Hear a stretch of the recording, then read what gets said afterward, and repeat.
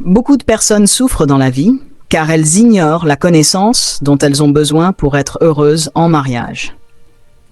Moi, j'ai créé cette chaîne pour aider toutes les personnes qui souhaitent vivre une vie heureuse en couple, ou encore celles qui désirent avoir une amitié merveilleuse sur cette terre avec leur partenaire. C'est pour cela que je vous demande de vous abonner, de commenter et de partager afin de ne pas manquer mes épisodes à venir. Je vous garantis que vous serez bénis, car nous prenons la Bible, la parole de Dieu, comme boussole pour nous orienter. Déjà, merci pour votre sagesse et votre compréhension.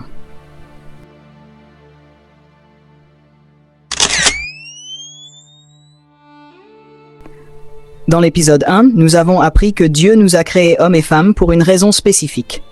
Former une amitié merveilleuse qu'est le mariage. Nous avons vu d'où vient l'homme pour parvenir au mariage dans le premier épisode. Le mariage est l'amitié la plus merveilleuse qui existe entre les êtres humains. Dieu a souligné les principes essentiels de cette amitié lorsqu'il a créé Adam et Ève. Dans Genèse 2, verset 24, la Bible nous dit « C'est pourquoi l'homme quittera son père et sa mère, s'attachera à sa femme, et ils deviendront une seule chair. » À travers ce verset, on peut dire que le mariage est l'amitié merveilleuse que Dieu a créée pour Adam et Ève et pour toute l'humanité. C'est l'amitié la plus merveilleuse qui existe parmi les êtres humains. Dieu a donné 3 principes essentiels du mariage dans Genèse 2, verset 24. Voici les 3 principes. 1. Quitter.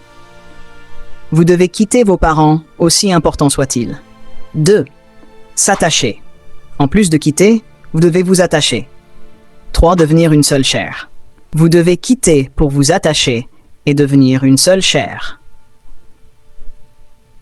C'est aussi la parole du Créateur. Ce que vous devez savoir des 2 premiers principes.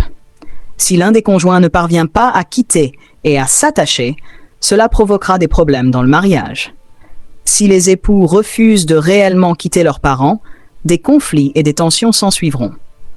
Quitter les parents ne signifie pas les ignorer ou ne plus passer du temps avec eux, mais reconnaître que notre mariage est la création d'une nouvelle famille qui doit prévaloir sur notre ancienne famille. Si les époux négligent de s'attacher l'un à l'autre, ils manqueront d'intimité et d'unité. S'attacher à son conjoint ne veut pas dire être toujours ensemble ou ne pas avoir d'autres relations amicales, mais reconnaître que vous êtes attachés l'un à l'autre. Cet attachement est la clé pour construire un mariage solide, capable de résister aux tempêtes de la vie et devenir cette merveilleuse relation que Dieu a prévue. Avant de pouvoir jouir de l'amitié du mariage, un homme doit quitter son père et sa mère. Ce n'est pas une chose facile à faire. Nos parents nous aiment et nous les aimons aussi. Ils nous ont bénis de bien des manières. Nous avons formé une relation spéciale avec eux. Mais malgré l'habitude et l'amour entre nous, que l'on veuille ou non, cette relation doit changer, car c'est une loi de la vie qui ne peut être changée. En effet, ce sont nos parents qui nous éduquent et nous donnent tout ce dont nous avons besoin jusqu'à ce que nous devenions adultes.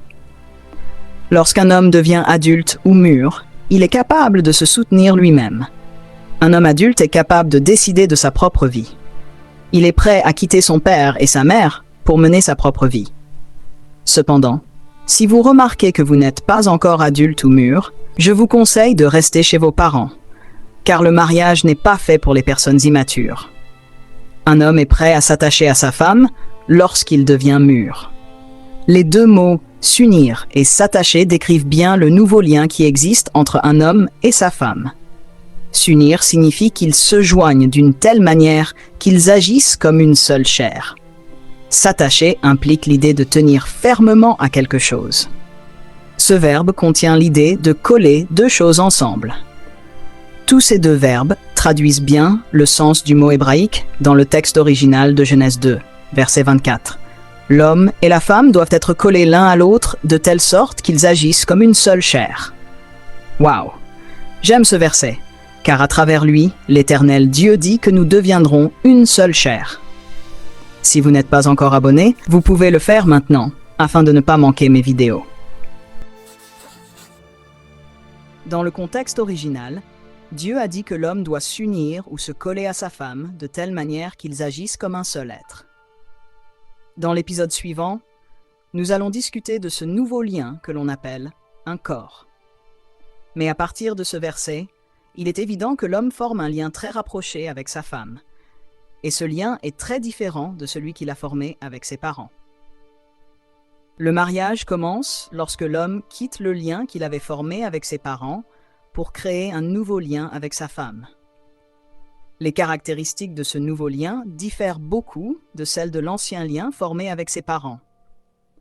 Un principe fondamental du mariage est qu'un homme doit quitter le lien qu'il avait formé avec son père et sa mère. Il en est de même pour la femme, bien que le contexte de Genèse 2, verset 24, ne l'indique pas directement. Nous verrons son importance dans les épisodes suivants. J'ai une question à vous poser. Pourquoi l'homme doit-il quitter ses parents pour s'attacher à sa femme? La raison est simple. Un homme ne pourra pas jouir de l'amitié du mariage s'il ne quitte pas définitivement le lien qu'il a formé avec ses parents et s'il ne s'unit pas totalement à sa femme. Merci à vous tous qui nous écoutez et qui êtes abonnés. Que Dieu vous bénisse abondamment.